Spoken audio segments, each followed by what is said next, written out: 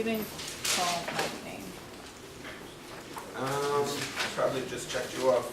Oh. Jana Gutnick, right? Yep. Yep, I did. Oh, okay. Oh. Yeah, that's why I'm calling attendance to try and get to know you. So, yeah, I remember you now. Okay. So that could be a good thing or a bad thing.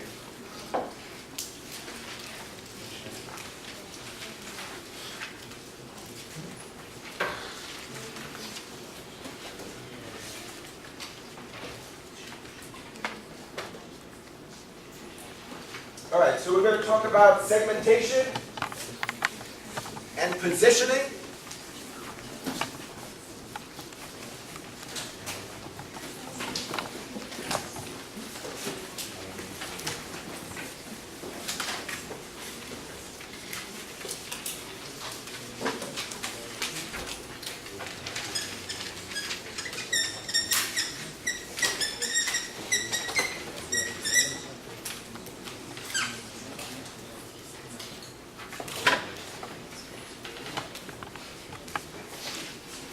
All right, segmentation is a very important topic in marketing.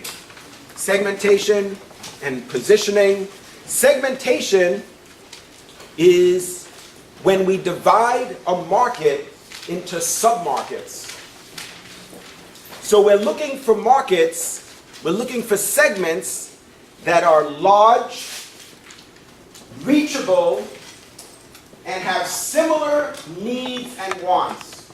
So we're talking about segmentation. We're taking a large market and we're dividing it into small segments. Well, relatively small segments relative to the whole. But we're still trying to find segments that are large, reachable, and have similar needs and wants. What do you think we mean when we say similar needs and wants? What is it that we're trying to identify? We're trying to identify commonality within the segments. Because what we're trying to do is be efficient in our marketing. So we want to find segments that we can efficiently communicate with. That's what we're talking about when we say reachable. Remember last time we talked about frequency and reach? We said that reach is how many people we're able to communicate with. So the quantity of people, that's reach. So that's a very important component of advertising and marketing, is reach. And then the frequency is how many times we're able to expose them to our commercial, to our print ad, to our radio spot.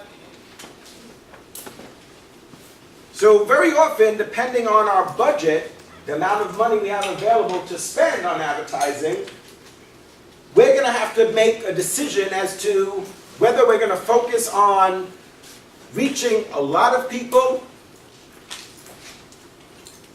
very frequently or infrequently, or reaching few people but reaching them a lot of times.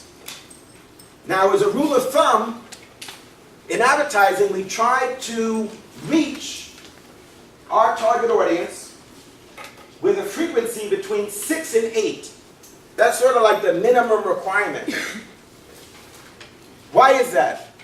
Why is it not enough to reach our target audience, let's say, only one time?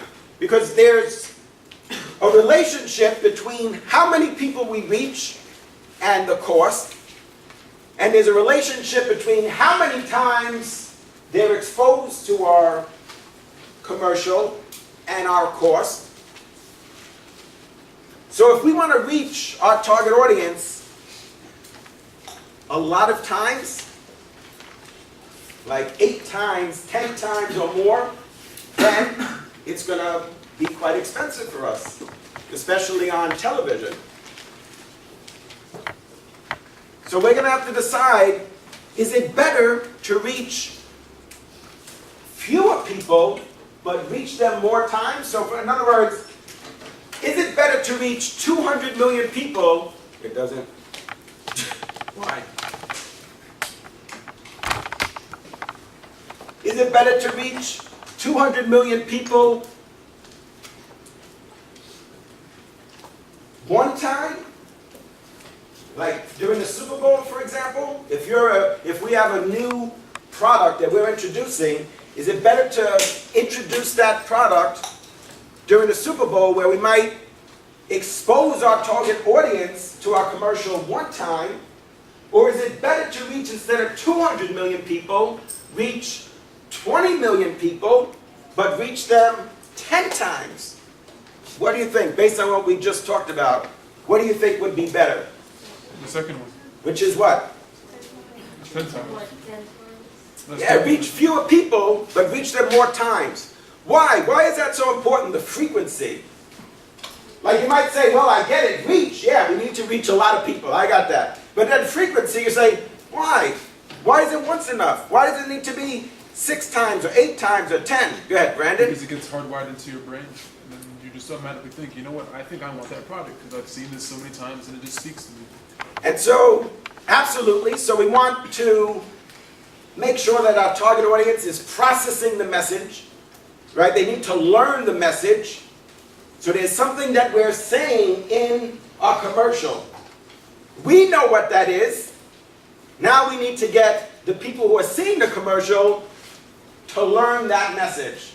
Go ahead, Diana. Also, usually the products that are being offered, you think you don't need them, but if you keep seeing the advertisement over and over again, you start thinking how it can affect you in your everyday life, and then you want it. Yeah, so you're going to start to understand that maybe you have a problem that that product or service can solve. And quite a few commercials use that problem-solution format. They show a certain situation or a circumstance that's a problem, or they anticipate is a problem for their target audience, and then offer their product or service as a solution. So they might show, for example, like my picture, and then you're like trembling in your seat, like, oh my God, like OMG, like I can't escape this man, right? And then they're like, grow a full head of hair in 2 weeks, right? So they show you like the problem, right? Bald, and then they say, but we have the solution. Drink this bottle of green stuff every day, and you too will have a full head of hair. So that's very common in advertising, that they show a certain problem and then a solution. And what else? You were going to add something about frequency? Yeah. Somebody else? Why frequency is important? Forget about it. There are other Yes? Staying top of mind is important, absolutely. So it needs to be a reminder. And keep in mind that there's clutter. One of our biggest challenges is clutter.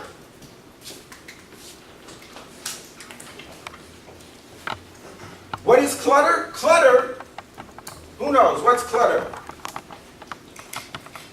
All the other stuff, What other stuff? Like video games all over the floor, or? all the other brands and that are mixing up. Like if you're Colgate, you want everyone to know Colgate. You don't want other people to be thinking about other toothpastes. So there's other commercials. So what happens when you're watching a program? They take a commercial break.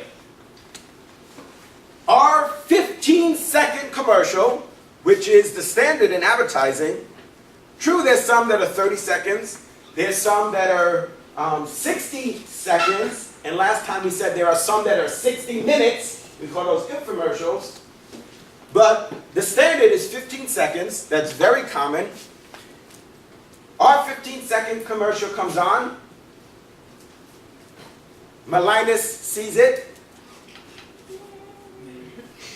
She's just being nice. I'm going to practice. And then what happens is right after our 15-second commercial, there's another 15-second commercial. And then another 15-second commercial. And then another 15-second commercial. and then another 15-second commercial, and another 15-second commercial. Jennifer, am I lying? I'm not lying, right? So, within the course of less than 2 minutes, you've already seen 6 15-second commercials. And then the program comes back on.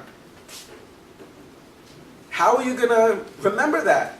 How are you going to remember what the product is, what the benefits of the product are, and most importantly, what? What are the most important messages? Yeah, the brand. Because if they could remember that it's going to clean your bathroom, or grow a full head of hair, or increase your level of vitamin C, that's important. But if they don't remember that the brand is Clorox, then we're wasting our money. So for example, in all advertising, the company includes, right, for all broadcast, well, except for radio, right, or print ads in magazines, we're going to show the logo, and if the company has it, the symbol. The logo is a word mark.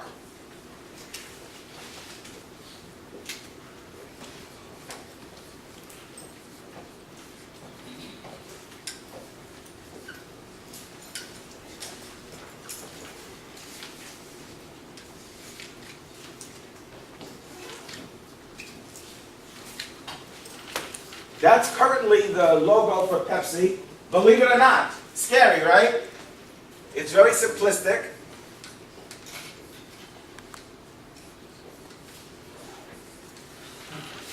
This is what it looked like before. That was the logo before. And we'll talk in another course about what are some of the requirements for branding. Namely, is the logo and symbol memorable, protectable, transferable? For example, every commercial needs to communicate the brand name. And you want to have a logo and symbol that's memorable. Although a symbol is not a branding requirement. That's not a brand strategy requirement. Some companies have symbols and deploy them very effectively, and others choose not to. What we want to do is find, for our brand, segments that are going to purchase our product or service. So we have to go about this in a very methodical way. Because we have a very large market.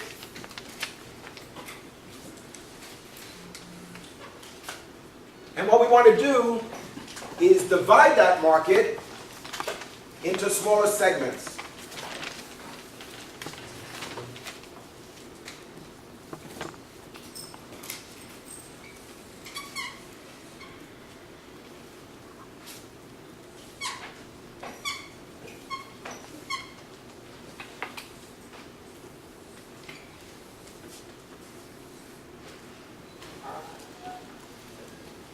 Now the question is, how are we going to divide the markets? Because remember, what is the criteria when we're dividing these markets? What's the criteria? Go ahead, Brandon. They must have similar needs and wants. Similar needs and wants is one of the requirements. So we're trying to identify segments that have similar needs and wants. And what else? Right. They must respond to the marketing mix in a similar way. Which, the marketing mix is what? The 4 P's. The marketing mix are the 4 P's. Price, place, promotion, and product. That's the marketing mix.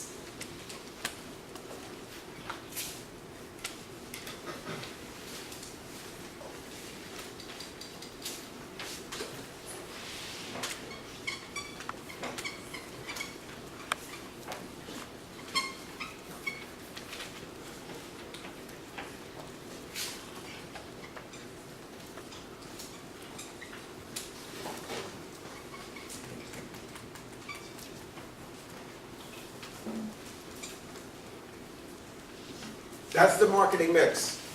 So we need to identify segments. We're taking an entire market and we're dividing it into submarkets. Those submarkets have got to be large. They got to be reachable. They have to be segments that are going to have similar needs and wants, and importantly, Mel pointed out that they need to respond to the marketing mix in a similar way. So when we talk about reachable, when we say that it's reachable, in other words, we have to segment the market, and we're going to talk about different ways that we could segment the market. There's a lot of different ways that we could segment the market. We're going to talk about those today. When we segment the market, the segment, which is a group of people with homogeneous, which means similar needs and wants, these people have got to be reachable. So what does that mean? That means there's got to be a way for us to communicate with them. It can't just be like interesting. Oh, we segmented the market and we've identified a segment, a very large segment, for people that have a piercing in their... Don't get nervous.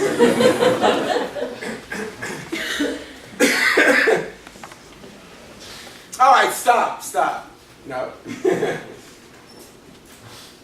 In their left ear. So that's like, okay, well, cool. We have a segment. There's like 25 million people that have their left ear pierced. But then, how do we reach these people? How are we going to communicate with them? What radio station do they listen to? What TV channels do they watch? What magazines do they read? What websites do they view? Now, if we know that, then we can reach them. So in the consumer behavior class, we're actually doing research. The focus of chapter 5 is about what's called body decorations and piercings and tattoos and cuttings, scarification, sometimes the term is used.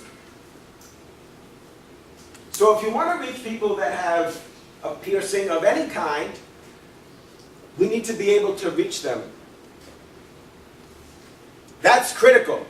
So the segment could be large, they could have homogeneous needs and wants, they could respond to the marketing mix in a similar way, but if we can't reach them, that means there's no way for us, we don't know where to advertise, we don't know what programs we should insert our TV commercials.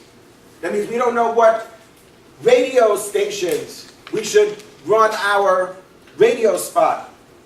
What magazines we should run our print ad. So that's critical. That's critical that we're able to reach them. So you can find all sorts of interesting segments. People who wear blue shoes, whatever, fascinating, right? But how are we going to reach them? Now, Mel mentioned also something very important, which is that the people in that segment, because that's what we're talking about, we're grouping together people that have similar needs and wants, have got to respond to the marketing mix in a similar way. Which means what? That at this price, at this store, this product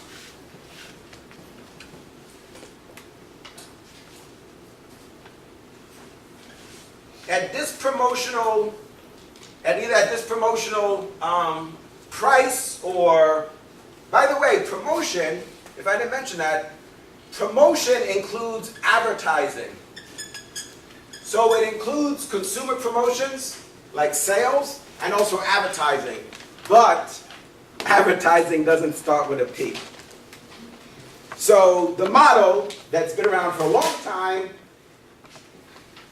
indicates that promotion, sales promotions, like a BOGO is a sales promotion. You know what a BOGO is? Yeah. Right. Buy one, get one free. Buy one, get one is a consumer promotion. But it also includes, in this model, includes advertising. So are they going to respond to the advertising in a similar way? Which means, in other words, are they ultimately, when we say they're going to respond to the marketing mix in a similar way, in other words, at that price,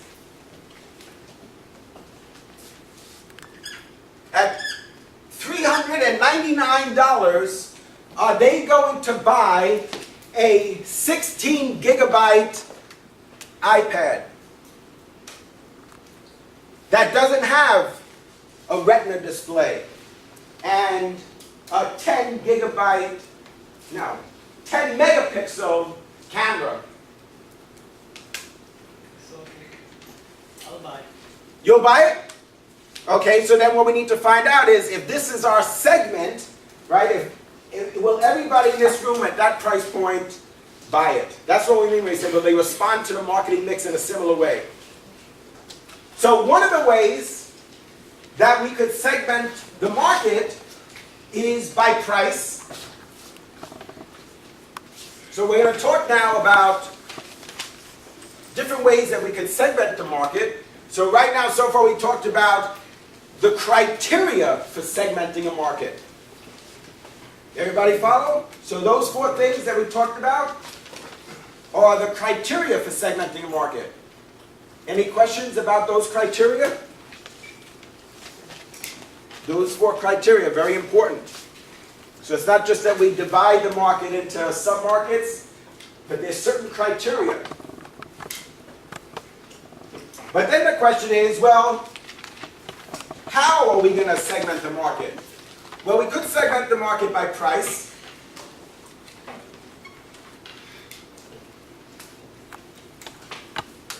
So very often, companies look at a particular segment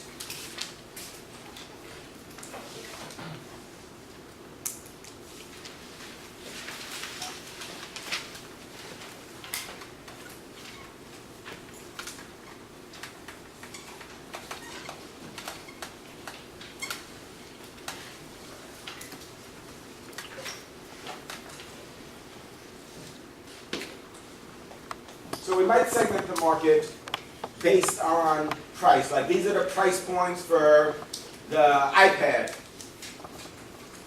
So if you go into Best Buy, for example, those are the price points. This is for the new iPad. This is for the old iPad. So what is it, iPad 3 now? So this is iPad 3 and iPad 2. Now,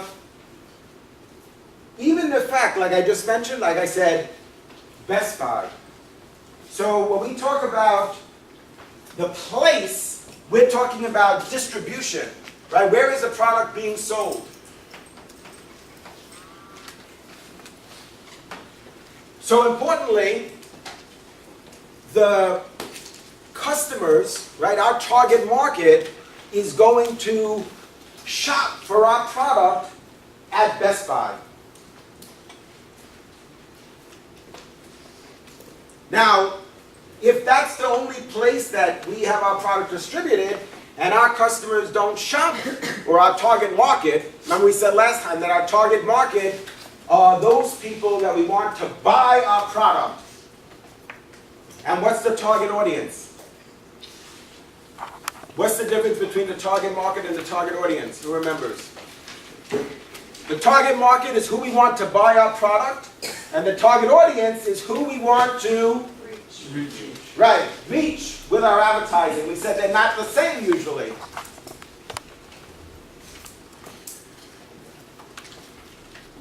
So we talk about demographics,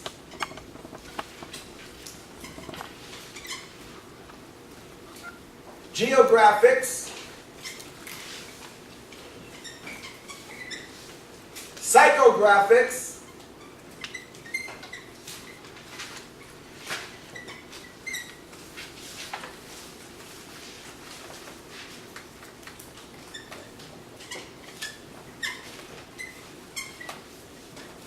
benefits, sort, and the usage rate.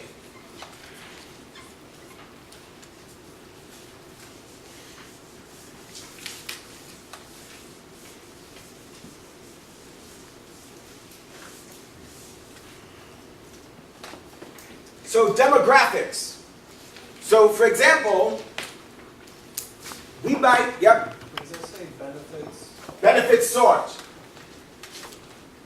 And so we're going to talk about that in a minute.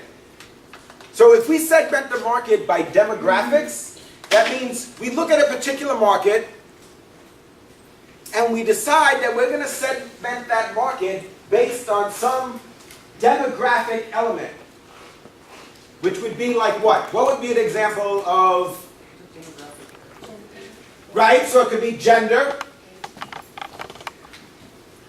So it could be gender. Remember, these are all specific examples that we're talking about now as it relates to demographics. Mel said gender is one type of demographic. The income, Yes, income, the race, race, status, marital status, ethnicity, marital status, who were you born,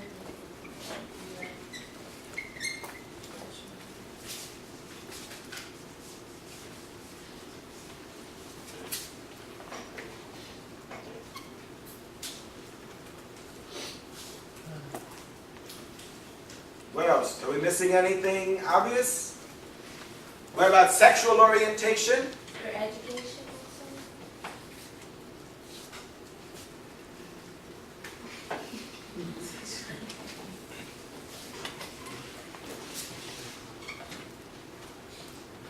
Education level?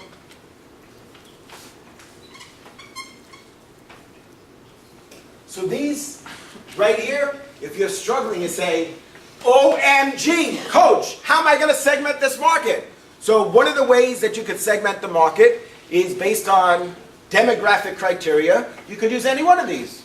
So that means that if we segment the market, let's say by age, then that means that we're going to take the market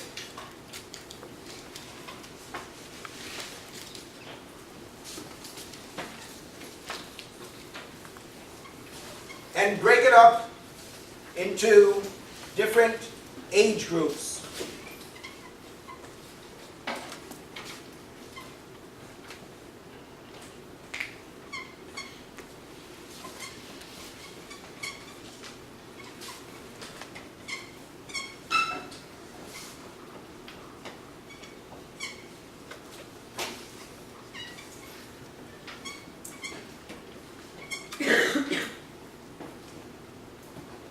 If we do this, then our expectation is that each one of these segments is going to meet the criteria that we discussed. Now, they don't need to all be the same size, but we said the segment should be large, reachable, similar needs, and responds to the marketing mix in the same way. So here what we did was we took the market for what?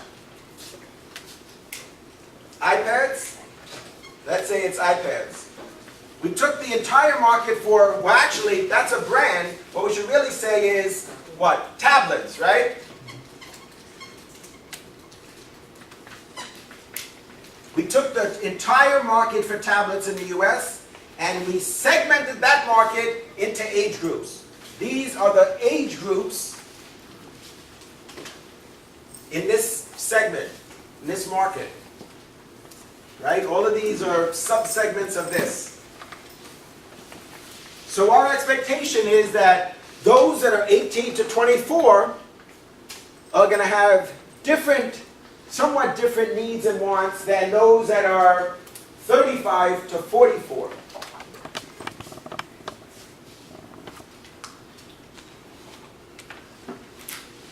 They're going to, let's say, for example, want a tablet, but only can or are willing to pay $3.99, as opposed to $4.99 or $5.99 or $6.99.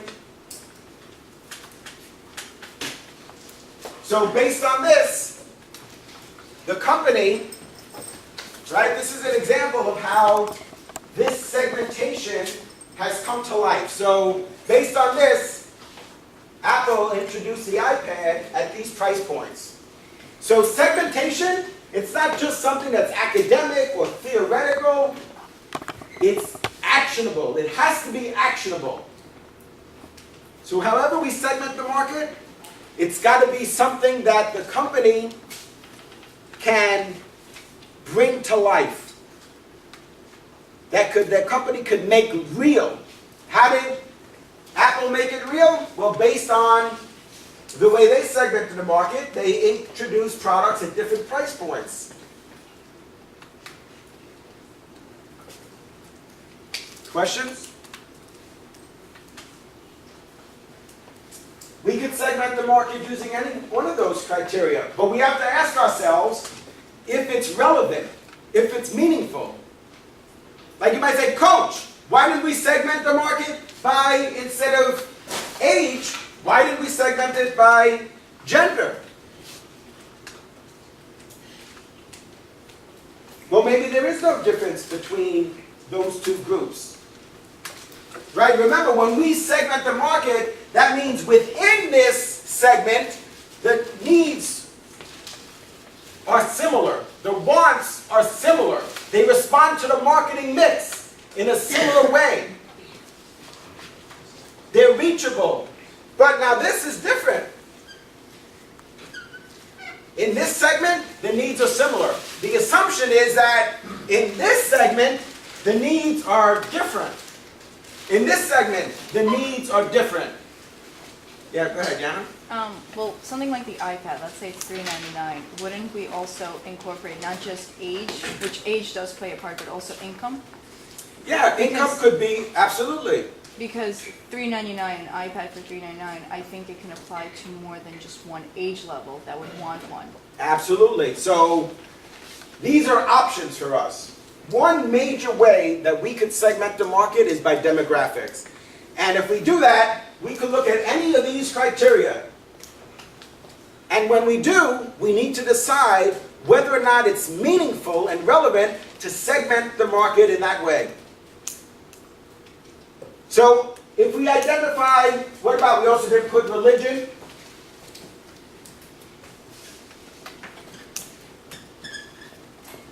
So we could list, let's say, a dozen religions. You say, Coach, look at these.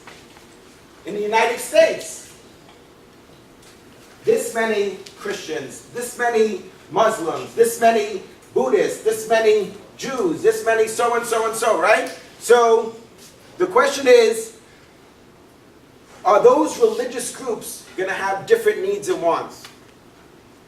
Because remember, within the segment, now we divided the market into segments. Within the segment, they have similar needs and wants. But what we're suggesting, once we do that and divide it into these segments, is that between them, there's differences. That's the reason why we're segmenting, is because we believe that there's differences. And if there are differences, then we need to have products at different price points. For example, just for example, that might be one of the differences, is that each of those segments want to buy a tablet, but they're each willing to pay a different price. So we could go through that analysis. We could look at marital status. Maybe there's no difference. Married, single, divorced, there's no difference. The needs and wants are the same. They say, okay, well, that's not meaningful for our product. Maybe in some categories, in some markets, or some services, that is meaningful. Maybe a married person would consume more of our product or service than a single person. So we need to do the analysis and understand which type of approach to segmentation is going to make sense. So this is one way we could do it. We could look at geographics. So geographics would mean, for example, different regions, different countries. So we have to ask ourselves, if we segment the world based on geographics,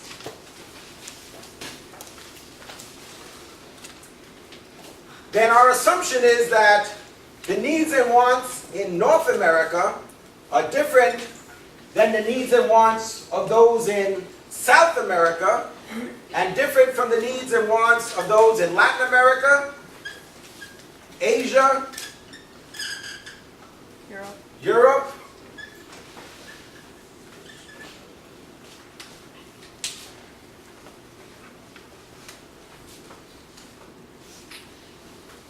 so again, what we're looking at is different ways to segment the market. But then we got to take it on a case-by-case basis to determine whether or not that's relevant to our product or service. Maybe across the world, the needs and wants are the same.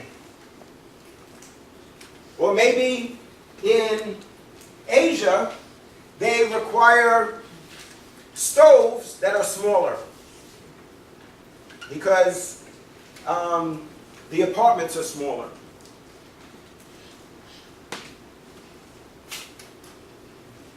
So we got to just look at our specific product and service and determine whether or not it's relevant to segment it by demographics, to segment it by geographics.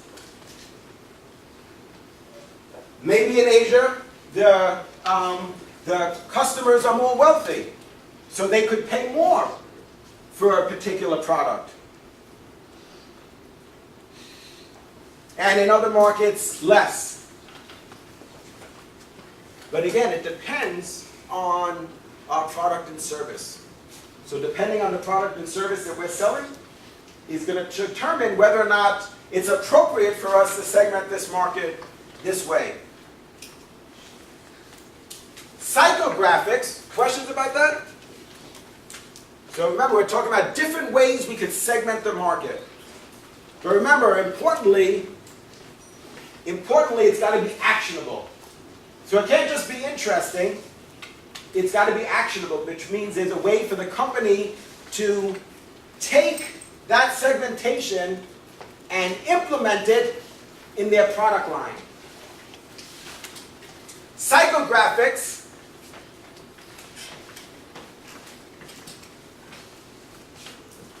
refers to lifestyles, hobbies, interests. So if we decide that we're going to segment the market based on psychographics, that means that we're going to say, for example, that the needs and wants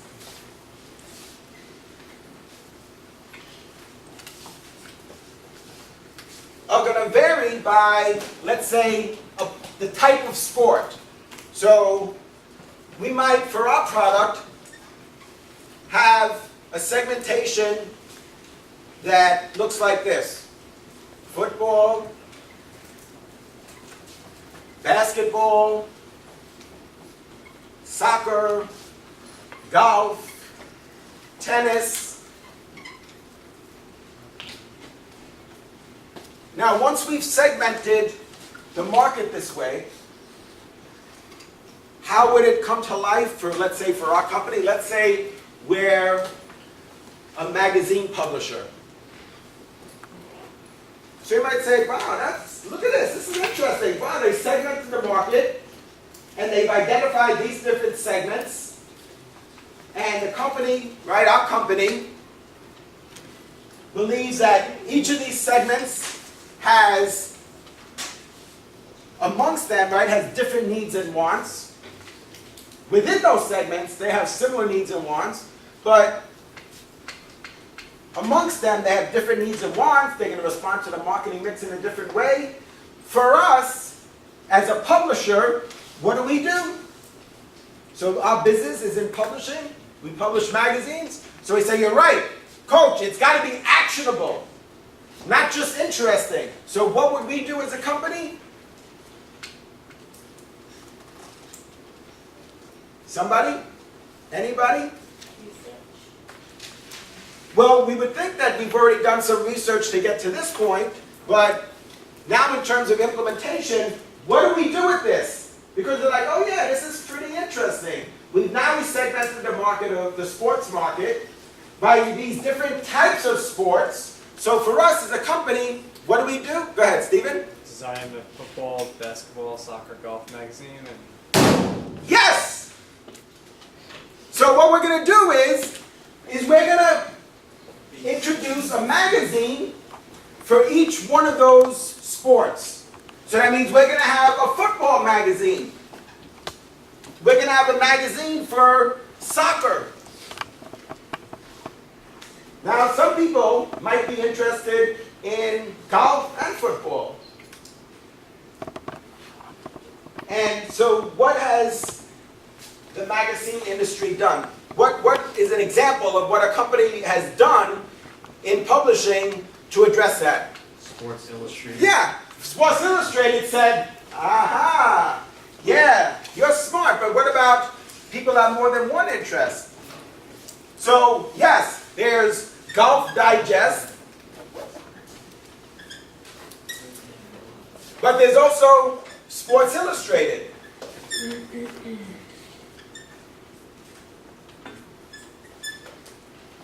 Which is sort of the equivalent of like Colgate Total. And we're going to talk about that in a minute. You'll see why I mentioned that.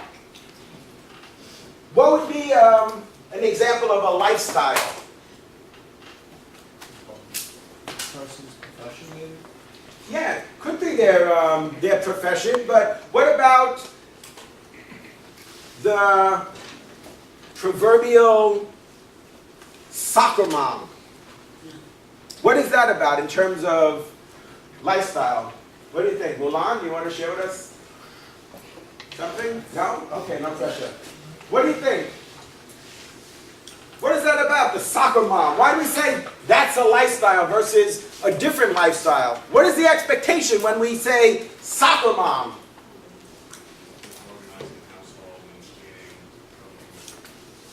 So that they organize the household, they take the kids to activities like soccer, right? Soccer is very popular with young people. It's a good sport to have them engaged. Exactly. So based on that lifestyle, which is like interesting, when you do this research, it's fascinating because you can never anticipate really what the target market is going to say. And there's no idea, I've worked in marketing for a long time, there's no idea that's a great idea, except the ones that the target market say is a good idea. I don't have any good ideas, believe me. And if I don't have any good ideas, you don't have any good ideas. The only good idea is the one that the customer says they will buy. That's the only good idea. So what you described is what makes that segmentation, that lifestyle segmentation, actionable, which is Chrysler understanding that this lifestyle exists, introduced, right, and position their product, the minivan, to moms, these soccer moms. So who do they expect to buy that product? Soccer moms.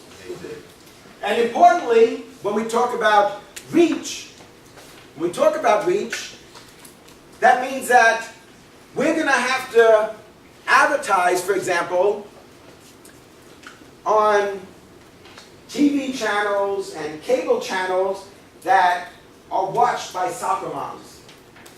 We're going to have to advertise in magazines that are read by soccer moms. We're going to have to advertise on radio stations that soccer moms listen to. Does that make sense? Questions about that? Any soccer moms here? No? Don't be shy. How about you? No, I'm not a soccer mom.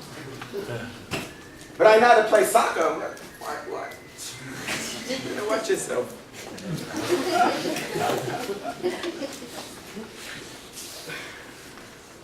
All right, so let's talk about, no questions, right?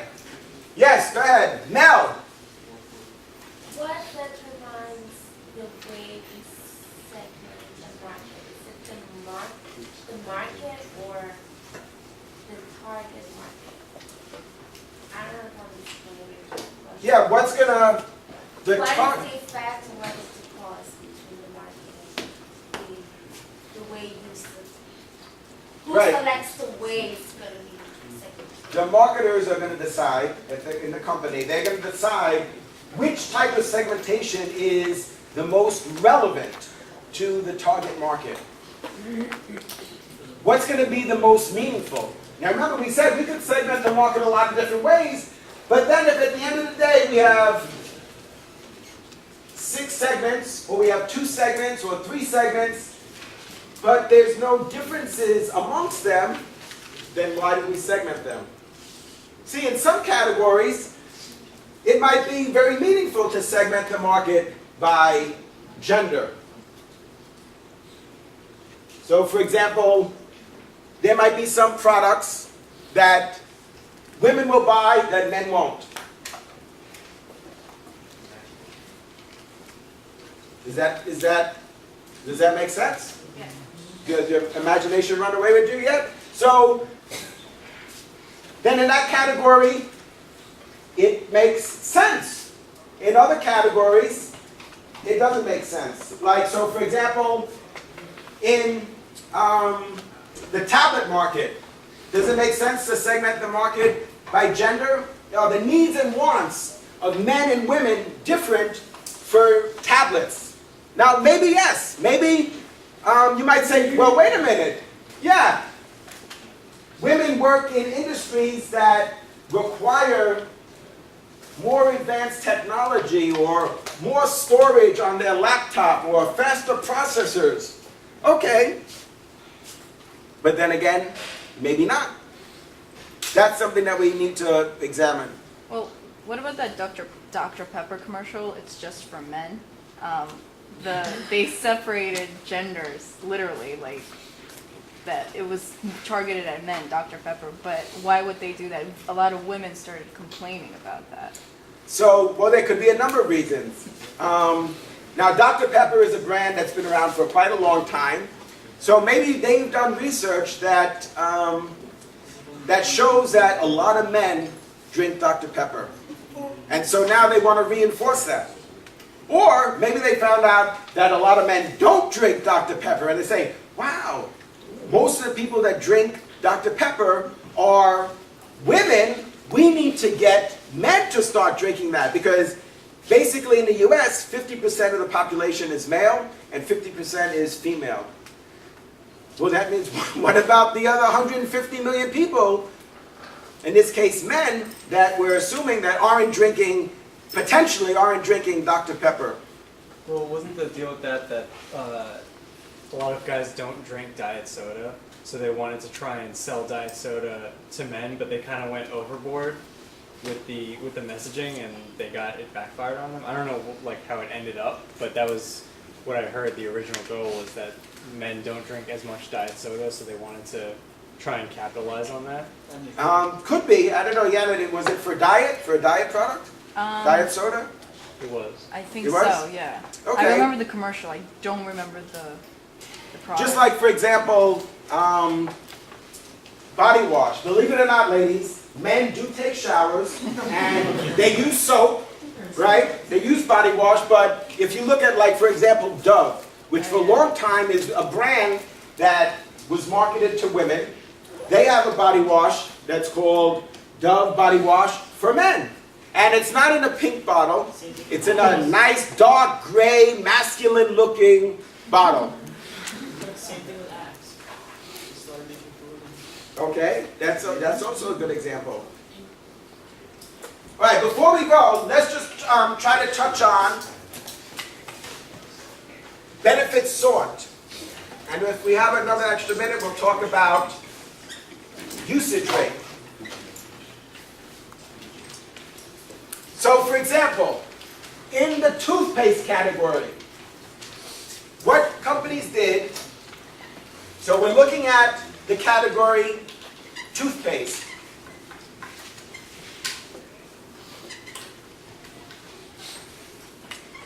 What the marketers in this category did was they segmented the market by benefit sort. Now you say, well, toothpaste is toothpaste. But they said, no, what we did was we did research and we understood that customers buying toothpaste have different requirements. Some are buying toothpaste to fight cavities. Some are buying toothpaste to fight plaque. Some are buying toothpaste to fight tartar.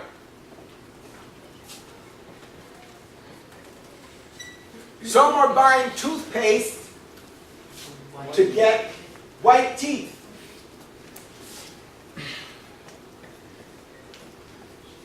Some are buying toothpaste for Sensitivity?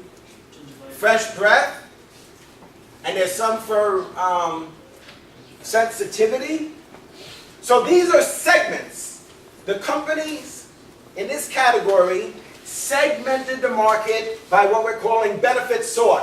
What is the benefit sort? What is the benefit that people want? Is they want whitening. They want a toothpaste that whitens. They want a toothpaste that's going to give them fresh breath. These are the benefits that customers want. They segmented the market this way. That's interesting, right? So let's say a certain percentage, we'd call that market sizing. Market sizing is when we quantify the size of the market. So importantly, when we segment the market, once we segment the market, what we try to do is quantify the sizes of those markets. So this could be 100 million, this could be 50 million, this could be 25 million people, this could be 75 million people, this could be 25 million people.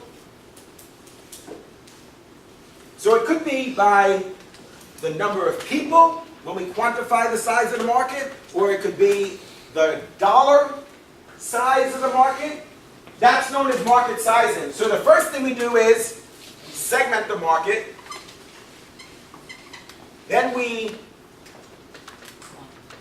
quantify the size of the market, which is known as market sizing. Then we engage in targeting. Targeting is when we select segments that we're going to focus on. So for example, remember when we segmented the market by geographics? We said North America, South America, Latin America, Europe, Asia. Well, maybe we're not going to focus on all of those. What's going to be one of the determining factors is the size and the growth rate of the market. So maybe in Latin America, the segment for our product or service is not very large. So what are the segments that we're going to want to focus on? Well, we're going to want to focus on usually segments that are large and that are growing. Remember last time we looked at the BCG model? So it doesn't mean that we're going to focus, we've segmented the market, but then it's up to us to decide which markets we're going to try to penetrate. It doesn't need to be all of them. Strategically, we need to decide we're going to focus on this one, we're going to focus on this one, we're going to focus on this one, because those segments are large and they're growing rapidly. But that doesn't mean they don't focus on other ones. Right, doesn't mean that you're not, but we're going to still quantify the size of the market and then make a decision about which ones we're going to focus. Because logistically, it may not be feasible to focus on all the segments. All right, so briefly, before, as a wrap-up now, this is actionable. Remember I said, it can't just be that we segment the market in a way that's interesting. So, it could be interesting, right, Jesse? It could be interesting, okay. But it's got to be actionable. So what did the companies do based on this? Is they introduced products known as, right, they marketed the products as Colgate whitening, Colgate that fights tartar. So this we're talking about, we don't have any brands mentioned here. We just mentioned the category, which is toothpaste, the different segments, and then it's got to translate, it's got to come alive in our marketing strategy. So based on this, this company, Colgate, based on this segmentation, this analysis, this research, they introduced a product called Colgate Whitening, which is toothpaste that presumably is going to help make your teeth white. And they also have a product that is specifically designed to fight tartar. So if you just even, you go into Target, you can see on the shelf all these different products. So one of the key takeaways for us is, once we segment the market, which is basically an analysis on our part, it's got to be meaningful. It's got to be something that the company can bring to life in their marketing strategy. It can't just be interesting. The reason we do that segmentation is so that we could then develop a marketing plan based on that. You guys ready to bounce? All right, have a great weekend. See you next time. Do good things. Holla!